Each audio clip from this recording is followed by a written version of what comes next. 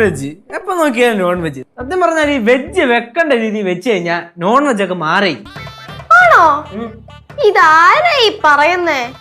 എന്റെ പൊന്നു യേശു, എന്തോരം വെജ് ഫുഡ് ഉണ്ടാക്കി വെച്ചാലും നമ്മുടെ നാട്ടുകാർക്ക് ഒരു ചോദ്യമുണ്ട്, സ്പെഷ്യൽ ഒന്നും ഇല്ലേ? അത് കേട്ടാൽ അറിയാം ആ സ്പെഷ്യൽ എന്ന് പറഞ്ഞാൽ അവർക്ക് നോൺ വെജ് ഉദ്ദേശിക്കുന്നതെന്ന്. അങ്ങനെ ഒരു പൊതുവുള്ളൊരു തെറ്റിദ്ധാരണ ഉണ്ട് അല്ലേ?